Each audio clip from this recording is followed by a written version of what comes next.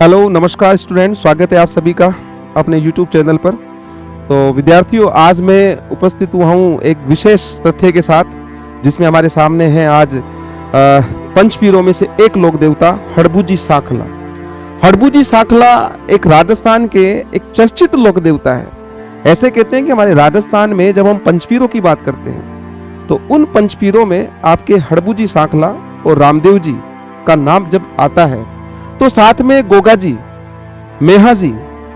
मेहाजी मांगलिया का भी नाम निकल करके आता है। ऐसे कहते हैं कि पंचपीरों में मेहाजी मांगलिया, हड़बूजी साखला, रामदेव जी, गोगा जी जैसे कई पंचपीरों के जब नाम आते हैं तो ऐसे कहा जाता है कि हड़बूजी साखला रामदेव जी के मौसेरे भाई थे। ऐसे कहा जाता है कि हड़बूजी साखला का संबंध कहीं न कहीं मारवाड़ के जोधपुर के राजाओं से संबंध इनका विशेष रूप से है।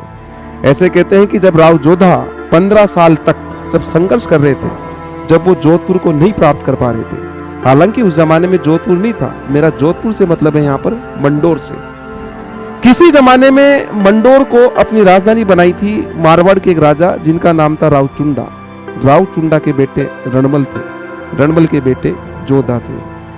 जब रणमल की मृत्यु हुई तो आपके जोधा मारवाड़ के राजा बनते हैं कोई 1438 के अंदर। लेकिन जैसे ही 1438 में जब राजा बनते हैं तो 1438 में मेवाड़ के राजा कुंभा ने मंडोर पर अधिकार कर लिया था। इनका कोई पारिवारिक रंजिश थी। कभी जब मेवाड़ पढ़ाएंगे आपको डिटेल से, तब उसमें आपसे डिस्कस करेंगे। लेकिन यहां पर यह स्थिति आई कि 1438 के अंदर कुंभा ने मंडोर पर अधिकार किया। लगातार 1453 तक, बोलते हैं 15 वर्ष यह स्ट्रगल था जोधा का।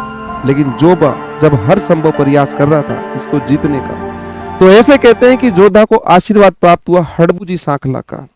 और हड़बूजी साखला के आशीर्वाद से, हड़बूजी साखला ने आशीर्वाद स्वरूप राव जोधा को एक अपनी कटार दी।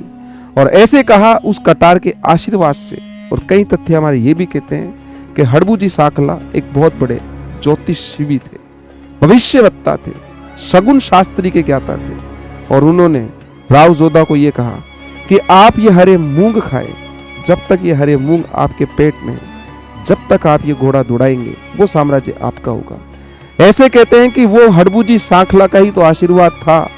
उस आशीर्वाद के बाद राव जोधा ने मंडोर के लिए जो स्ट्रगल किया था 1453 में मंडोर को प्राप्त किया। भले ही एक आवल बावल की संधि हुई हो कुंभा से, लेकिन कहीं ना कहीं हमारे तथ्य ये कहते हैं कि जोधा को यदि मिला मंडोर तो हड़बूजी साखला के आशीर्वाद से ही मिला। ऐसे कहा जाता है कि हड़बूजी साखला के आशीर्वाद से जब जोधा को मंडोर मिला, उसके बाद राव जोधा ने हड़बूजी साखला को कहा कि अब आपको बुंडेल नागौर में नहीं रहना है, क्योंकि हड़बूजी साखला का संबंध जो जन्म स्थल है वो बुंडेल नागौर है। जब राव जोधा मंडोर को प्राप्त करता है और जोधपुर को अपनी राजधानी बनाता है 1459 में, तो राव जोधा ने हड़बूजी साखला को बेंगठी की जागीर दी। बेंगठी फलोदी में है और फलोदी जोधपुर में है। जब हड़बूजी साखला बेंगठी में रहे तो ऐसे कहते हैं कि वही बेंगठी में रहकर के हड़बूजी साखला अपनी बैलगाड़ी से पंगु गायों की पूजा करते थे। ये पंगु गायों के रक्षक है, पंगु गायों के लोक देवता है। और ऐसे कहते हैं कि उन्होंने पंगु गायों की वहां रहकर के सेवा की। इसका मतलब ये पंगु गायों के रक्षक लोक देवता है। और ऐसे कहते हैं कि आने वाले जमाने में जब हड़बूजी साखला जब नहीं रहे तो वहां पर उस जगह पर वो लकड़ी की बैलगाड़ी की पूजा करते हैं। आज भी एकमात्र लोक देवता है हड़बूजी साखला, जिनके मंदिर में लकड़ी की गाड़ी की पूजा की जाती, जिसे हमारे लोग कहते हैं सियाल।